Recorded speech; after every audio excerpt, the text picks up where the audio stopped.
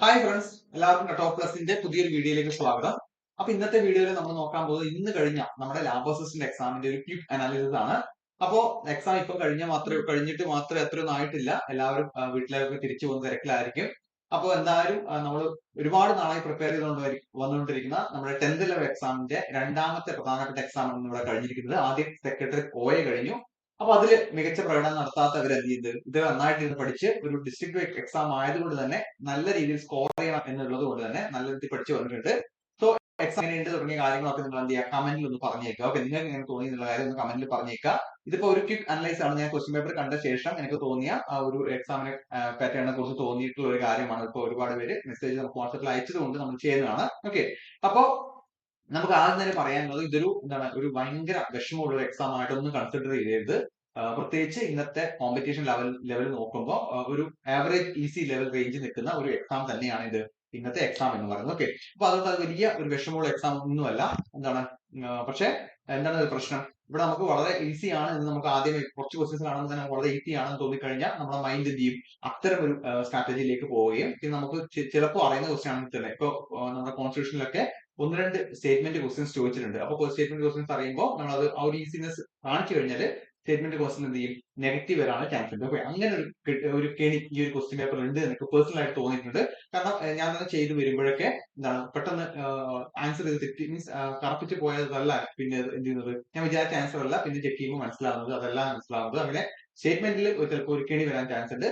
അപ്പൊ ഞാൻ പറഞ്ഞില്ല, എല്ലാവർക്കും വളരെ ഒരു വലിയ വിഷമമുള്ള ഒരു എക്സാം ആയിട്ടൊന്നും തോന്നുന്നില്ല.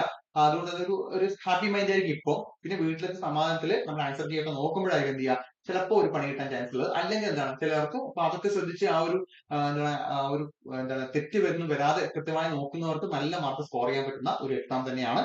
അതിൽ ഇംഗ്ലീഷ് മലയാളം മാത്സിന്റെ കേസ് പറയുകയാണെങ്കിൽ ഇംഗ്ലീഷ് മലയാളം മാത്സ് നിങ്ങൾക്ക് വളരെ എളുപ്പത്തിൽ മീൻസ് പഠിച്ചു പോയവർക്ക് നല്ല രീതിയിൽ പ്രിപ്പയർ ചെയ്തവർക്ക് നല്ല എളുപ്പത്തിൽ സ്കോർ ചെയ്യാൻ പറ്റുന്ന തരത്തിൽ തന്നെയായിരുന്നു ഇംഗ്ലീഷ് മലയാളം മാത്സ് ആണെങ്കിൽ കൂടി വലിയ ബുദ്ധിമുട്ടോ കാര്യങ്ങളോ ഇല്ല. 10th ലെവൽ എക്സാംസ് നിങ്ങൾ ഇത് പ്രതീക്ഷിക്കും. ഇതെങ്കിലും നിങ്ങൾ 10th ലെവൽ എക്സാംസ് എന്ത് ചെയ്യണം, പ്രതീക്ഷിക്കണം. ഇന്നത്തെ കോമ്പറ്റീഷൻ ലെവൽ നമുക്ക് അറിയാലോ എങ്ങനെയുള്ളത്.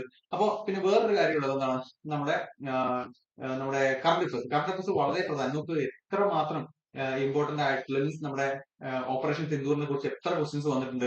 വളരെ ഡീറ്റെയിൽഡ് ആയിട്ട് പേപ്പർ വായിക്കുന്നവർക്ക്, അത് കറണ്ട് അഫയേഴ്സ് പണ്ടത്തെ പോലെ കുത്തിയിരുന്ന് പഠിക്കുന്നവർക്ക് മാത്രമല്ല, തീർച്ചയായിട്ടും അതിന്റെ പേപ്പറൊക്കെ വായിക്കുന്നവർക്ക് ഇന്നത്തെ ആനുകാലികത്തിൽ കൃത്യമായി അറിയേണ്ട ഒരുപാട് ക്വസ്റ്റ്യൻസ് ഓപ്പറേഷൻ സിന്ദൂറിനെ കുറിച്ച് ഒന്നോ രണ്ടോ മൂന്നോ ക്വസ്റ്റ്യൻസ് വന്നിട്ടുണ്ട്. അതുപോലെ തന്നെ നമ്മുടെ നിയമനങ്ങൾ, നമ്മുടെ ചീഫ് സെക്രട്ടറി ആര്, വിദേശകാര്യ സെക്രട്ടറി ആര് തുടങ്ങിയ കാര്യങ്ങളൊക്കെ വന്നിട്ടുണ്ട്. അപ്പോൾ സയൻസ് ഒക്കെ നമ്മൾ റിപ്പീറ്റ് ആയിട്ട് കേൾക്കുന്ന ക്വസ്റ്റ്യൻസ് തന്നെയായിരുന്നു സയൻസിലൊക്കെ വന്നിട്ടുണ്ടായിരുന്നത്.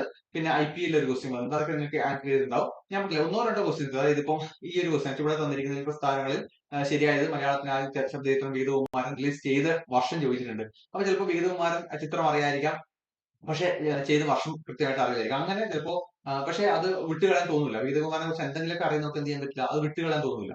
ആ സമയത്ത് ചിലപ്പോൾ അവർ വർഷം നോക്കാതെ ചിലപ്പോൾ കറപ്പിക്കാൻ ചാൻസ് ഉണ്ട്.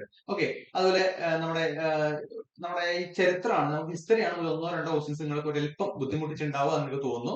അതും നമ്മുടെ ഇത് വന്നത് ഏതാണ്, സ്റ്റേറ്റ്മെന്റ് ടൈപ്പ് ക്വസ്റ്റ്യൻസ് വന്നിട്ടുള്ളതാണ്.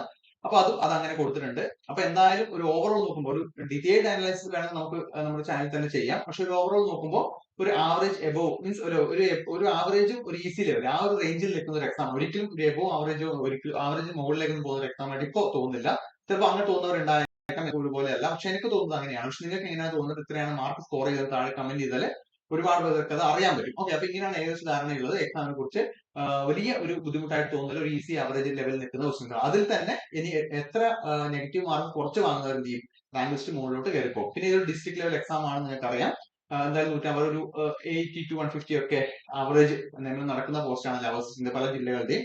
അതുകൊണ്ട് തന്നെ പല ജില്ലകളിലും പല കട്ട് ഓഫ് ആയിരിക്കാം. അപ്പോൾ എന്തായാലും ആ ഒരു റേഞ്ചിൽ നിങ്ങൾക്ക് സ്കോർ ചെയ്യാൻ പറ്റിയിട്ടുണ്ട്. നമ്മൾ ഉദ്ദേശിക്കുന്ന ഒരു വലിയ താഴേക്ക് പോവാതെ കട്ട് ഓഫ് ഇതേ രീതിയിൽ നിങ്ങൾ സ്കോർ ചെയ്യാൻ പറ്റിയിട്ടുണ്ടെങ്കിൽ തീർച്ചയായിട്ടും നിങ്ങൾക്ക് എക്സ്പെക്ട് ചെയ്യാം.